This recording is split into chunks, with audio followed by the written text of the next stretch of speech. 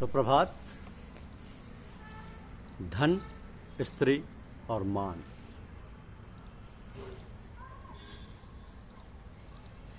ये हमारी आज की आध्यात्मिक चर्चा का विषय।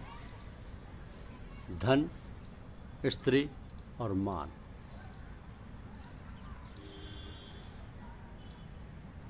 इन तीनों का मोह छोड़ने की चेष्टा करो। धन, स्त्री और मान। धन का महत्व हृदय से निकाल दो। दान और सत्कार के लिए भी धन संग्रह की चेष्टा मत करो।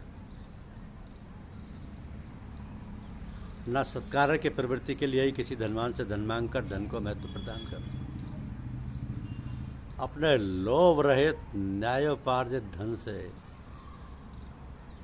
यथा योग्य सत्कार करो। उस माता लक्ष्मी को भगवान की गृहिणी समझकर भगवान के चरणों में भेंट कर दो। तुम तो माँ का दिया हुआ प्रसाद मात्र ग्रहण करो। माँ लक्ष्मी को कभी भोग्या मत समझो। तुम किसी सत्कार्य में लगे हो तो जहाँ तक वो बिना मांगे मिल जाए उस धन से सत्कार करो। धन में तुच्छ बुद्धि करो और उसकी आवश्यकता को यथासाध्य कर घटाते रहो, जिससे तुम्हें किसी से कभी कुछ भी मांगना ना पड़े। क्योंकि विषय वासना के वश में होकर सांसारिक बंधनों में फंसना मानव धर्म नहीं। स्त्री, धन, पुत्र, पशु, घर, भूमि, हाथी, खजाना, ये सभी नाशवान, क्षणभंगुर है, चलायमान। एकमात्र भगवान की भक्ति से प्राप्त मोक्ष ही अक्षय और सर्वश्रेष्ठ। तो सभी व्यक्तियों को भगवत भक्ति में लग जाना चाहिए। कछुए के पीठ पर चाहे बाल उग जाए, बंध्या का पुत्र किसी को मार डाले, आकाश में फूल फल जाए, मृग जल से प्यास मिट जाए, खरगोश के सींग आ जाए, अंधकार सूर्य का नाश कर दे और बर्फ में अग्नि प्रकट हो जाए, परंतु राम से विमुख मनुष्य कभी सुखी नहीं हो सकता। हालांकि ये सभी चीज़ें बड़ी असंभव हैं जो बताई गई। इनमें से कुछ भी नहीं होने वाला।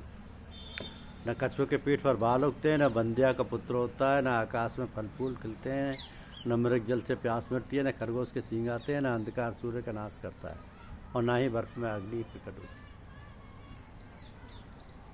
परंतु राम से विमुख मनुष्य कभी सुखी नहीं हो सकता। मिथ्या आशा के फेर में मनुष्य देह को यूं ही नष्ट मत करो। देखो, सिर पर काल नाच रहा है। एक श्वास का भी भरोसा मत करो। जो श्वास बाहर निकल गया वो वापस आए या ना आए। इसलिए गफलत और बेहोशी छोड़कर अपनी काया को क्षणभंगुर समझकर दूसरों की भलाई करो और अपने सृजनहार में मन लगाओ, क्योंकि नाता उसी का सच्चा है। सूर्य के उदय और अस्त के साथ मनुष्यों की जिंदगी रोज घटती जाती है, समय भागा जाता है, और कारोबार में मशगूल रहने के कारण वह भागता हुआ नहीं दिखता। अब लोगों के पैदा होते, विपत्तिग्रस्त होते और मरते देखकर भी मन में भय नहीं होता। इससे मालूम होता है कि मोहमयी प्रमाद रूप मदरा के नशे में संसार मतवाला हो रहा है। विषयों को हमने नहीं भोगा, किंतु विषयों ने हमारा ही भुगतान कर दिया। हमने तप को नहीं तपा, किंतु तप ने हमें ही तपा डाला। काल का खात्मा नहीं हुआ, किंतु हमारा ही खात्मा हो चला। तृष्णा का बढ़ापा ना आया, किंतु हमारा ही बढ़ापा आया। काम क्रोध बड़े ही क्रूर हैं, इनमें दया का नाम नहीं है। इन्हें काल ही समझो। ये ज्ञान निधि के सांप, विषय कंदरा के बाघ, भजन मार्ग के घातक हैं। ये जल में नहीं, बिना जल के ही डुबो देती, बिना आग के ही जला देती और बिना शस्त्र के ही मार डालती। गौ अपने गले में पड़ी हुई माला के रहने या गिरने की तरफ कुछ भी ध्यान नहीं देती। इसी प्रकार प्रारब्ध की डोरी में पिरोया हुआ ये शरीर रहे या जाए, जिसके चित्त की वृत्ति आनंद रूप ब्रह्म में लीन हो गई और परस्पर की ओर देखता ही। जब विवेक के द्वारा मन की सारी उपाधियां छूट जाती और वैराग्य के उत्पन्न हो जाने से गृहस्थी का बखेड़ा छूट जाता है, तब मनुष्य अंदर और बाहर दोनों ओर से मुक्त होकर योगी हो जाता है।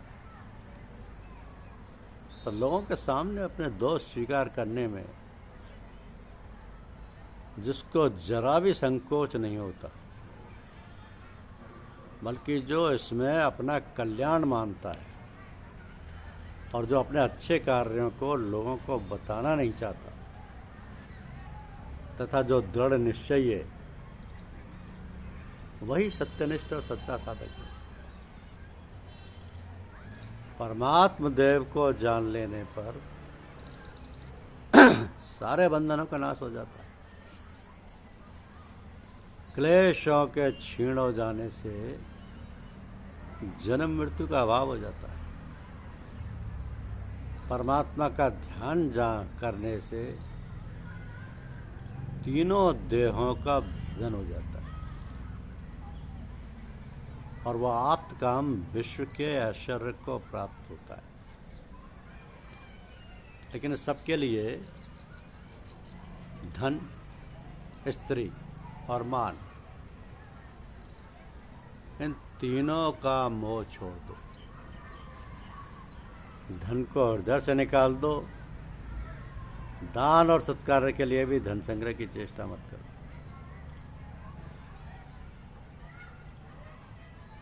धन, स्त्री और मान, इसमें उलझ के रह जाओगे, तुम्हें कुछ भी प्राप्त नहीं हो पाएगा।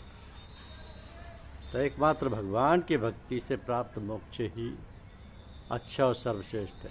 अतः सभी व्यक्तियों को भगवत भक्ति में लग जाना चाहिए। धन्यवाद। यूट्यूब चैनल को लाइक और सब्सक्राइब अवश्य कीजिए। शुक्रिया।